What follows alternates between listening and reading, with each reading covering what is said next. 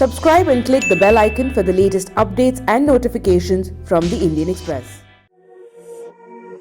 Bajaj is a master at making new genres and exploiting the existing ones. Case in point is this the new Bajaj Pulsar 125. A bigger motorcycle design, a more powerful engine as well as lots of goodies is what this motorcycle promises. Now, this is not the first time Bajaj has taken a stab at the 125cc segment, but earlier it didn't meet with much success. This time around, do its fortunes change? We'll tell you in a little while. Welcome to Express Drives.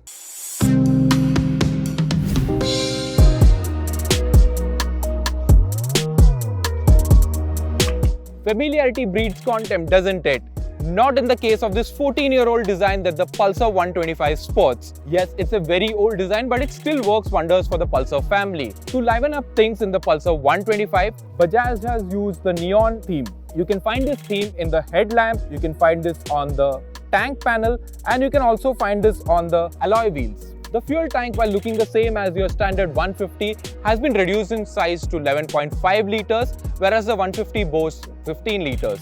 Nearly everything else is same as the Pulsar 150, and this includes the semi-digital instrument cluster, backlit switches, front and rear suspension hardware, clip-on handlebars, as well as the brake components and seat. Bajaj has not only borrowed the design from the bigger 150, but also the engine for this 125. It is a shorter stroke motor and makes 12 PS of power and 11 Nm of torque. It is BS4 at the moment, and Bajaj says that it will be BS6 compliant with time. This engine is mated to a 5-speed gearbox. Bajaj is the only one to offer a 5-speed gearbox in the 125cc segment apart from the Honda CB Shine SP. The motor also gets a counterbalancer which balances out the vibrations that you would expect at the higher rev range. Speaking of which, this motorcycle easily goes up to 100 kmph compared to its competition. However, even in town, it stays quite torquey and you don't have to downshift that often as you would with other motorcycles. Bajaj claims a fuel efficiency of around 58 kmpl, which is an ARAI cycle mentioned figure. However, they also say that if you are riding in the town, you should expect around 45 to 50 kmpl. The proven chassis of the Pulsar 150 means a good ride quality, and I quite like the 125's ride quality as well.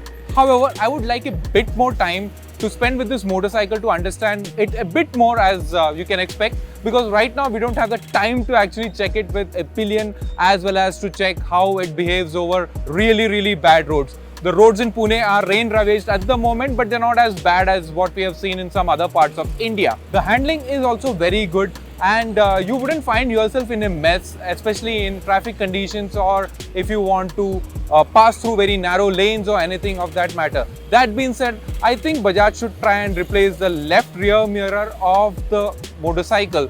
It just shows me my elbow, and that is not going to help much, is it? Special mention must be made of the brakes. They are really sharp and they work accurately. Of course, the brakes are linked by CBS. Bajaj also has a front drum brake unit available in the Pulsar 125. This is the first time that the Pulsar is coming with a front drum brake.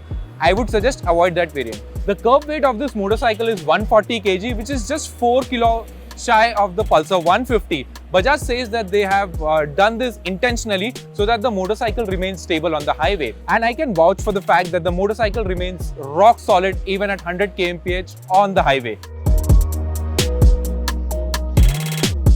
To answer the question of whether this motorcycle will bring about a change in Bajaj's 125cc segment fortunes, well, only time will tell that. However, what I can tell you today is this is a fantastic product that Bajaj has got out. It has got good city as well as highway manners. It has got a grunty engine, and we believe the engine would be fuel efficient as well. Moreover, you get goodies which you won't get even in higher segment motorcycles with a 125cc segment here. So all in all, it's a thumbs up from our end. However, we recommend that you buy the Rs 66,618 ex-showroom disc brake variant.